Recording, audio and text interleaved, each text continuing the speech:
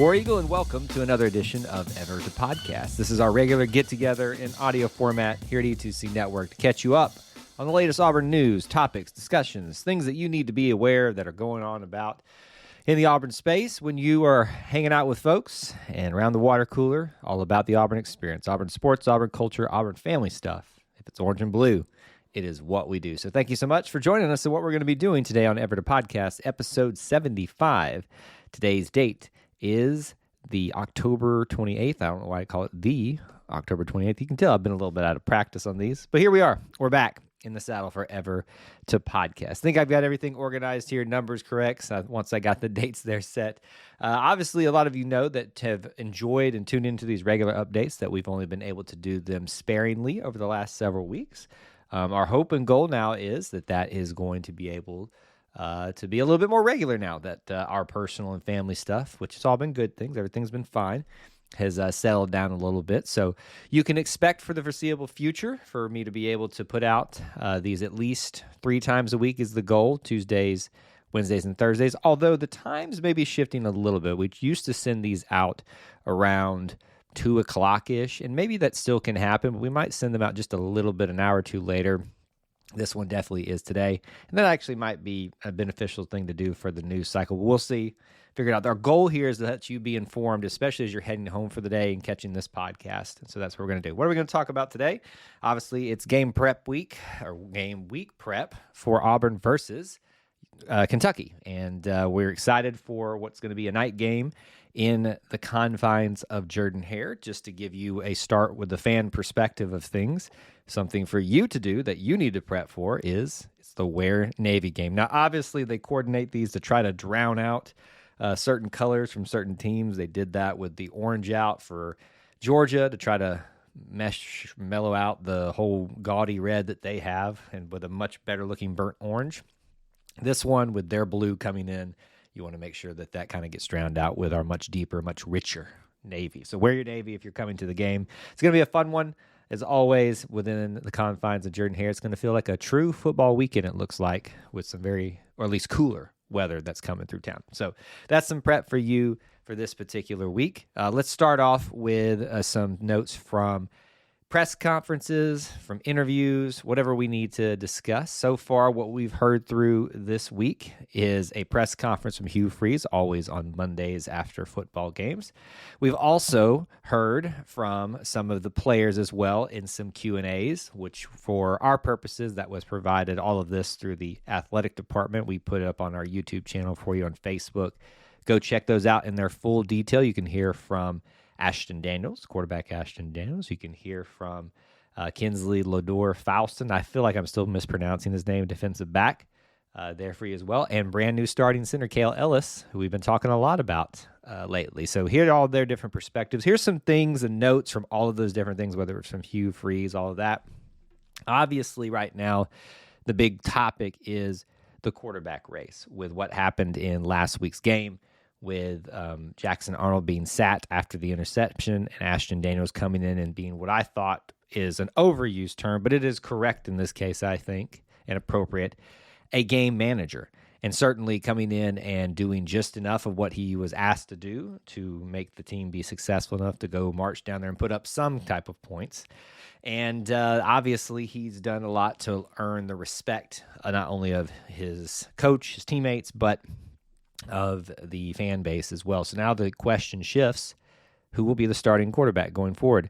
Hasn't been really committed to naming a starting quarterback, although that shouldn't really surprise any of you if you've been paying attention. Hugh's very not much a believer in the whole depth chart thing. It's whoever earns it every single week. And the tendency is that your starters that you start with the season, usually you're expecting them to start the whole time, but changes need to be made. And that's the sign of good reflection and good taking stock of what needs to do to be more successful.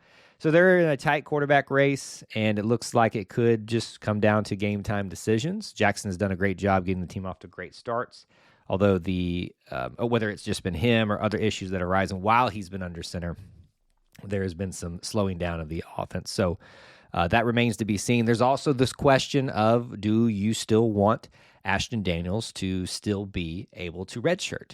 next year or this year so that he can be here next year because that was available.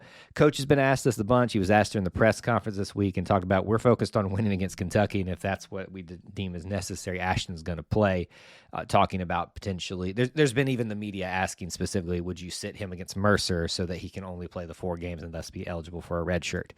Well, obviously that's on the table. He acknowledged, well, not so directly because he was very much pressed on it, and he was not wanting to give a definitive answer on that. His focus, as he said, is on winning this game and whatever it takes to do that, specifically this week and the rest of the season. So the quarterback questions rage on. Obviously, folks, keep in mind, you can celebrate others and be excited for change without being rude and disparaging towards Jackson Arnold and things like that. The dude's been out there giving his all and has given us some great moments this season, and I think he's certainly worthy of your respect, even if you don't agree that he should be the starting quarterback. But we'll see how that shakes out. Important notes for injuries, things like that, especially with us losing a captain and starting running back in Damari Alston for the rest of the year. Darrell Robinson, who got injured, I think it was after the second game, with a very freak accident and having to go to the hospital for it. With some blood collection, I believe is what it was. He is back, it sounds like, ready to roll. So that gives you another body in that running back room to rotate through. Jeremiah Cobb is the feature back now with Omar Mabson obviously stepping up. Justin Jones has even gotten a few opportunities as well, which has been nice to see. But Darrell Robinson being there, a lot of people were excited to see him, and it's just been unfortunate that we didn't get to have him out there more often. A lot of people I've seen have been misinformed. It's like, why aren't you using Darrell Robinson? It's like, have you been paying attention to what's been going on? The dude's been injured. Make sure you're informed before you form these opinions and write these comments on social media. Just don't do yourself any favors when you don't make sure you're informed before you drop these opinions, inform these opinions. Cale Ellis' performance continues to be praised by coach, by others. He's getting interviews now talking about how much he has leaned into the support and the leadership and the teaching of his former starting center, that being Connor Liu. So there's a lot of good commentary from him and the coach around that, talking about how well he's been doing given the circumstances. And then you've obviously got McPherson. Look, what a man. What a man. Just after the terrible, terrible game that he had, understandably so after all he's been through, to come out and tie an Auburn and SEC record for 6 made field goals in a game and to be so clutch in a time when they had to have that clutchness from a kicker. Wow, that was a great job. And McPherson got so much praise from coach, talked about even last week his accountability that he had for all of that. So just some great things all the way around. Well, there's maybe a couple other things that we can talk about that have already been expressed this week. We'll save that for another day. Let's move on to a couple of other notes here that are important. We're going to give you one in the non-Auburn space. I think this is really cool that people need to be aware of. I'm a big proponent that Auburn is obviously more than sports and more than just coming to town for around the sports weekends, but there's so much to do, so much to get involved with, and the experience of that side is getting even better because officially, according to Raymond, I believe that's how you pronounce it, Contractors, who handles a lot of the projects in Auburn. They're working on that new dormitory right there on the concourse and on campus. But the new Gouge Performing Arts Center, James Suzy Gouge Performing Arts Center, has been working on this project of extending what was their outdoor theater space, amphitheater space, into a more appropriately convertible indoor-outdoor extension and enhancing that amphitheater space out there to not only host things like concerts, other events, things like that for the community. That's an awesome thing. It's finished. So that's a really big announcement for the community, and to get that little bit of non-sports here in this episode, I wanted to make sure that we talked about that and shared that. That has been completed. Go check out the photos that they've shared on most of their social medias. We've shared that out, either what they posted or crediting them with the photos that they put out of the finished work. Go check that out. And then we got plenty of things that we'll push to other episodes, but I want to give you a quick NFL update, something that is clearly making waves in the NFL space.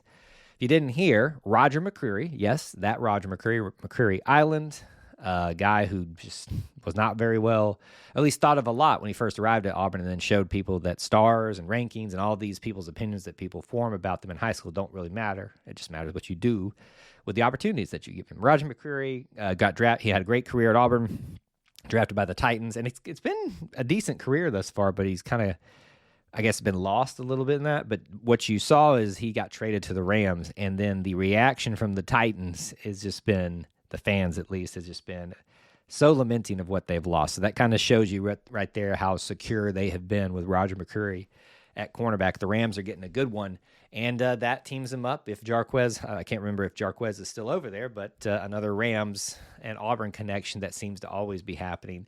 That's a cool little Auburn in the pros note. Like I said, plenty of other things that we can talk about. We just are not going to get into today, but wanted to get caught up, back in gear here for Ever Podcast, episode 75. We appreciate you being here. A couple reminders for you before we head out. Check out our main show, the Auburn Experience Podcast. This week, you had a special guest with me, AJ Richardson, who's been on this network many times in many different formats. He stepped in for Austin, and we had a great conversation around all of the events of this weekend, the football win, banana ball, all kinds of stuff. So make sure you check that out if you haven't done so wherever you get your podcast. If you're here, you're probably already listening to it. Just so make sure you check it out. And we'd love to hear from you on social media. Direct messages are open. Emails available, e2cnetwork@gmail.com. Thank you so much for being here and being part of our little family within the Auburn family. I want to leave you with this. The Auburn Creed asks you to do these things: to do justly, love mercy, and walk humbly with God. We ask you to do the same. War Eagle.